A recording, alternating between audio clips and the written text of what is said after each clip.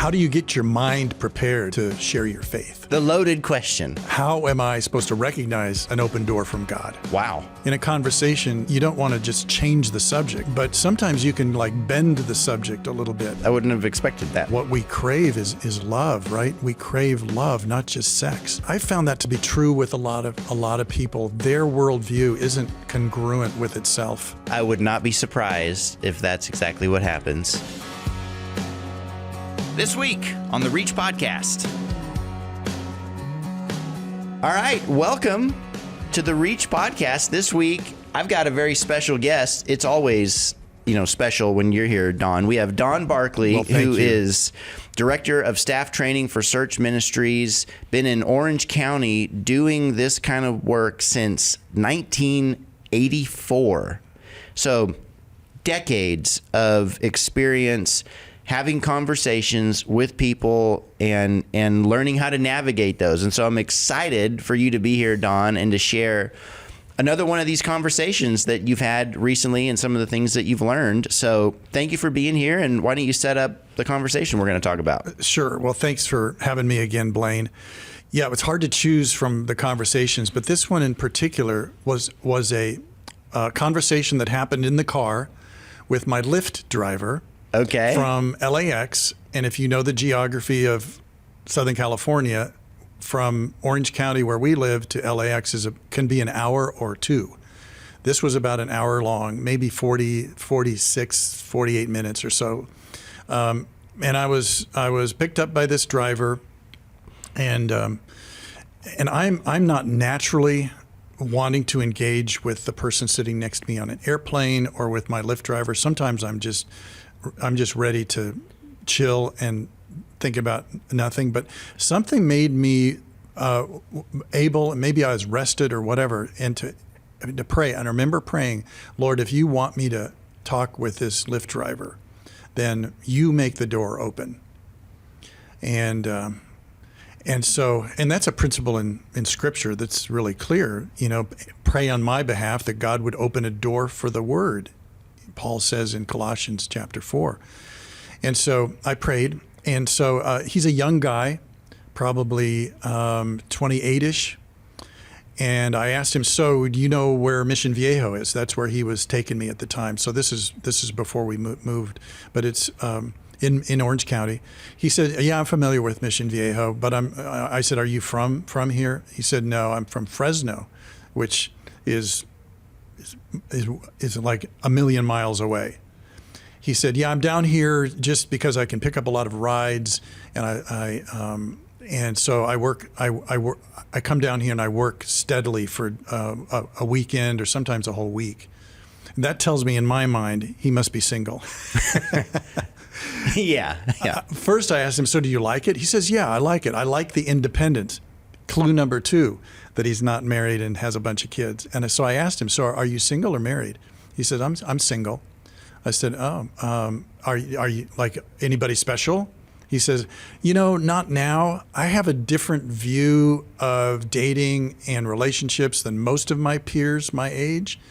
I think a lot of my age group sees dating as just hooking up. It's just sex. It's not a relationship. And I think it should be geared and moving toward marriage where there's a commitment, a promise, where there's real commitment. And a lot of my generation doesn't like commitment.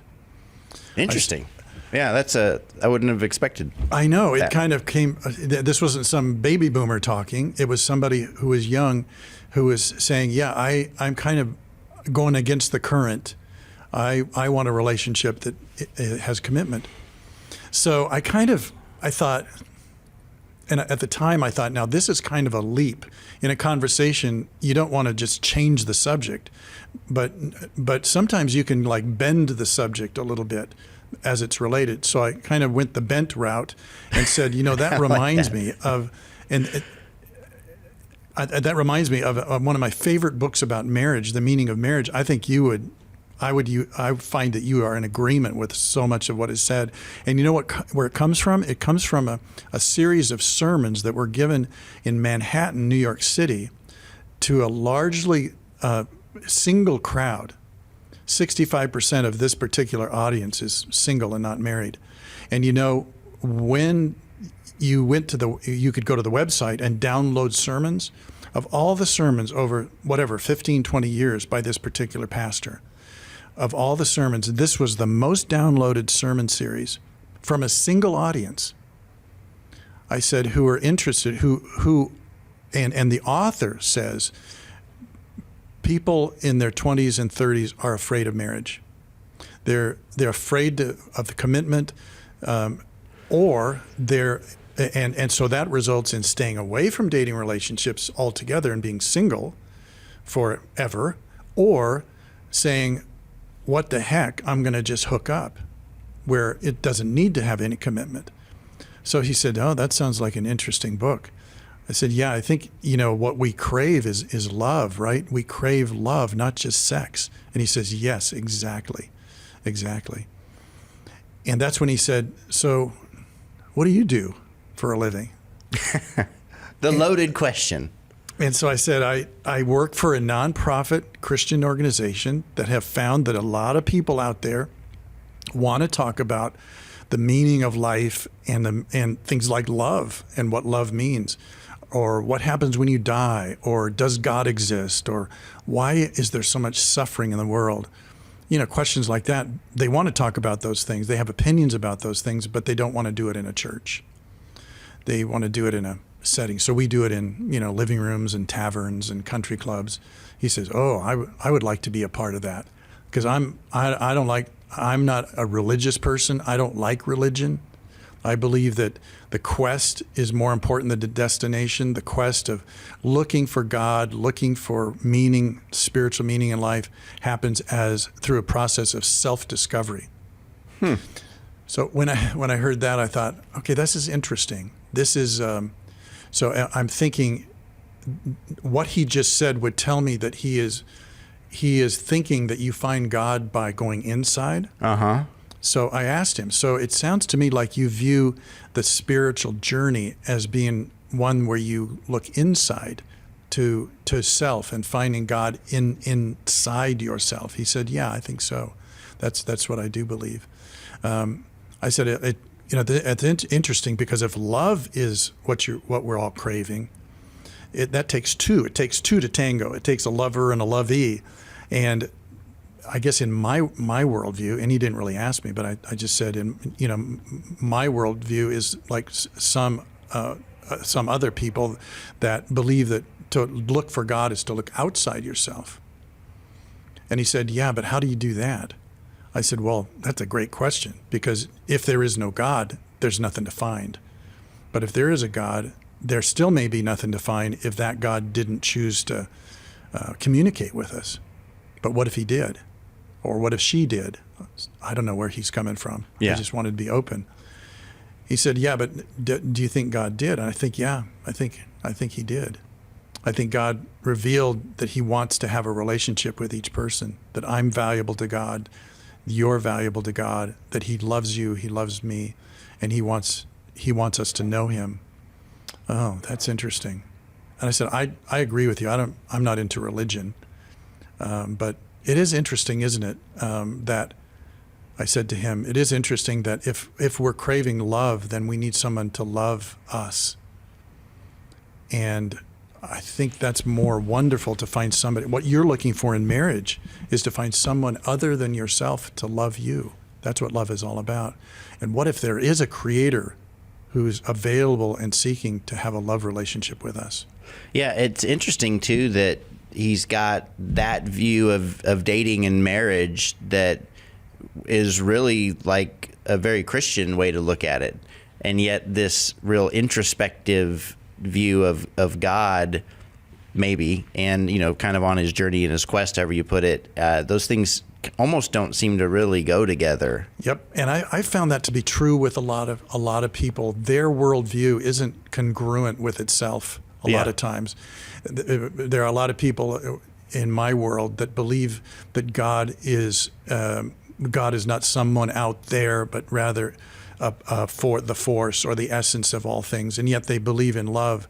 And when I ask them, So do you believe in your concept of God, do you think God is more of a who or an it? Is God more of someone out there who can love? Or is it an it, like the Force, that doesn't really love?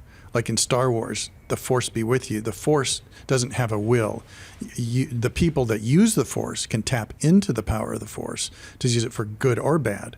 But the Force itself doesn't have a will, doesn't have an opinion, can't love. Yeah. You never hear in Star Wars, the love of the Force is the essence of life. No. Hey, everybody, I wanted to take a moment and let you know that the Reach podcast is brought to you by Search, a ministry dedicated to sharing Jesus through friendships and conversations for nearly 50 years. Learn more or get involved at searchnational.org. But in the world where we see reality in a way that has a creator separate from creation, then love becomes a real capability. Yeah. And so so that's what the conversation was about. And he had some questions about that, about how do you know that God has revealed this. And so but I could tell he didn't really want to talk much more about that. And we were getting close to home. And so I said, I asked him, so are you a reader? He says, oh, yeah. I said, when do you read? You work so constantly. And waiting for a ride, I have to eat. And so I read.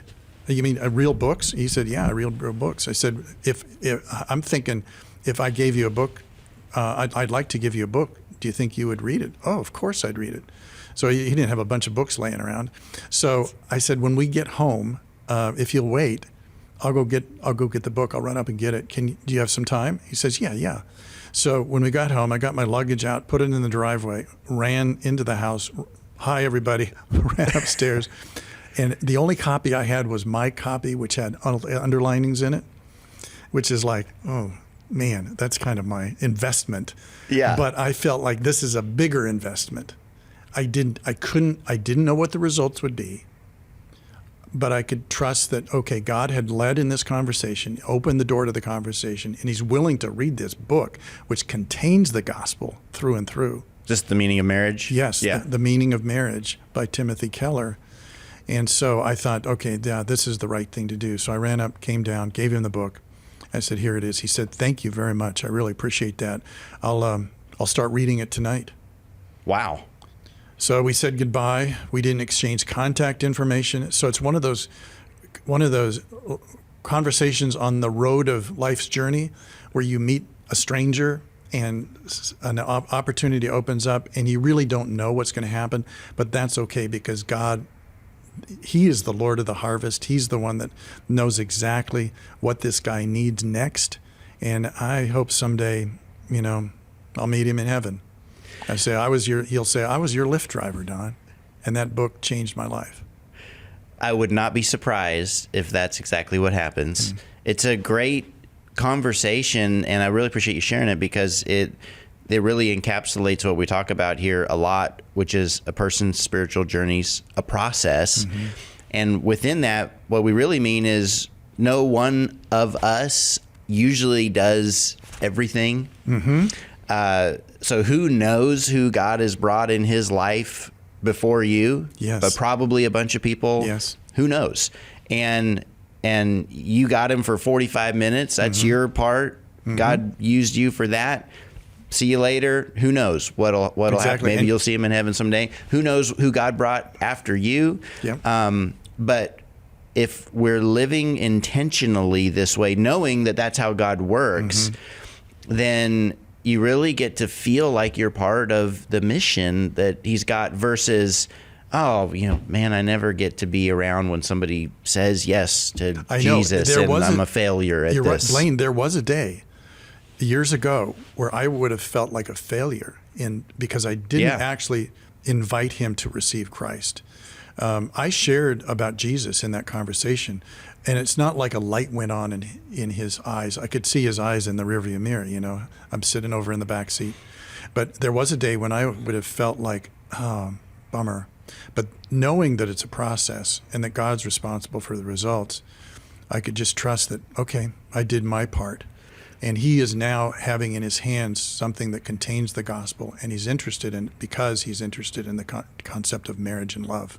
Yeah, and I think we got to be really clear here too. We want to get to the gospel. Definitely. When we get Definitely. really as quick as we can. I like to say without pushing people. Right. But you got to take it as it goes in this conversation. It just didn't go there, but you got pretty far. I mean, going from getting in a lift to here's this really great book that's filled with the gospel message that he said he's going to read is a amazing interaction. And so I think it's just an important thing to know that you're not also trying to slow roll this. If somebody goes up to you or you're in a lift and they're like, I would love to know about Jesus, you should be ready to tell them. Definitely. You better be ready. Open door, open mouth. Yeah. Man. Closed door, closed mouth. But where is the open door? And for him, it was on a subject related to love and marriage. And, reading his body language, both in his eyes, the tone of voice, he seemed very open. He was never pushing back or pushing against or wanting to stop the conversation or change it. So I just kept marching on. And it seemed like a real conversation, because it was. And then when he got out of the car, when he thanked me for the book, his body language was all, yeah, I'm going to read this. Thank you. There was gratitude on his face and his eyes. I think he really appreciated it. So that said, yep, I can know that the sovereign God will take care of him. So what's the one thing that you'd want everybody listening to take away from this interaction that you've shared with us? I think what I said at the beginning was prepare your mind for an open door. Prepare your mind. Are you willing and ready, if God were to open a door, to really walk through it? And if my attitude is I'm going to be a lift rider, then I'm going to be a lift rider. But if my attitude is I'm a lift rider who's an ambassador looking for opportunities to represent my king, then that's a different thing. And God is ready often. Sometimes doors won't open, but sometimes they will. But be ready. Yeah, it's great advice. Don, thank you so much You're for welcome. being here. You're welcome. Thanks, Blaine. Thanks for listening to the Reach Podcast. If you enjoyed today's episode, subscribe so you don't miss the next one. That'd be a good idea. Share it with a friend and leave us a review to help others find the podcast. Now, for more resources, please visit reachothers.org and follow us on Facebook and Instagram, and we'd love to hear from you.